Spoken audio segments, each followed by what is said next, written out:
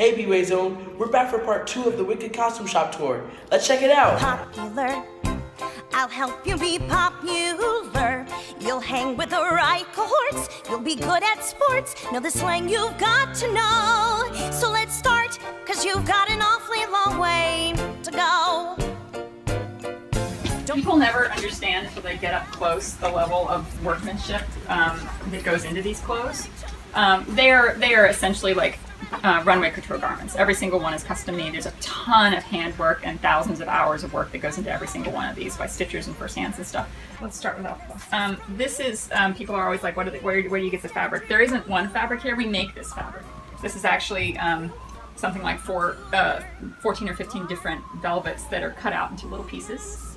And a stitcher cuts them all out in little shapes, and then she lays them all out, and they're all different. Like they're like the alphabet dresses are like snowflakes. No two are exactly alike. And then she stitches. If you get up close, you can see the stitching, like quilting. Stitches it all down to this mesh fabric. It's meant to look kind of shreddy. So even if it starts to get really ratty, it's all right. It's supposed to. So we can keep them going a long time. We've actually. Just recently, the girl who's currently on Broadway, Jenny Denoya, it's been 10 years that she's been coming and going in Wicked and doing all these different companies. Her Wicked Witch dress was just dead.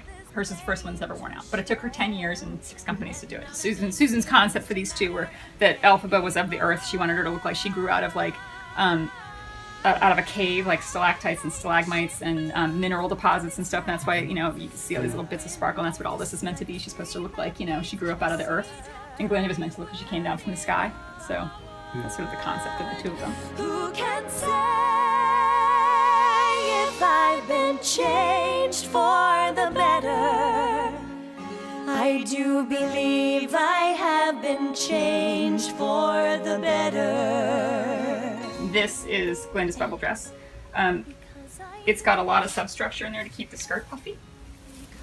You can see there's like layers and layers and layers of ruffle. And there's hoops and petticoats. There's 2. So you can really dig down before you actually get to her feet. Here's the bottom layer. So that's just what's under the skirt to keep it full. So it's pretty heavy now. It's probably a good 20 pounds, which doesn't sound like a lot until you put it on. It's a lot. And she spends like half the show in it. She has to fight in this. She's up and down stairs. She gets down, gets up. It's just a lot. The physical therapist was like, it's a lot of strain on her lower back, because what happens is when she spins around, the skirt swings with her, and the weight of it will keep going, and it'll wrench her back when she's turning, because she has to use her back muscles to stop the movement of the dress. And so he gave us the idea. He's like, you have to stabilize the weight and take it off of just her waist. It has to be offset in other parts of her body. So we built, now there's a hip yoke in there that's tight.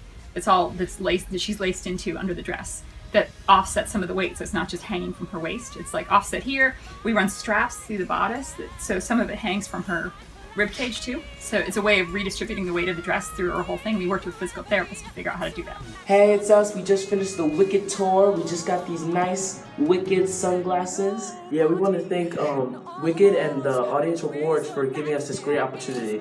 And, so see you next time, Bway Zone.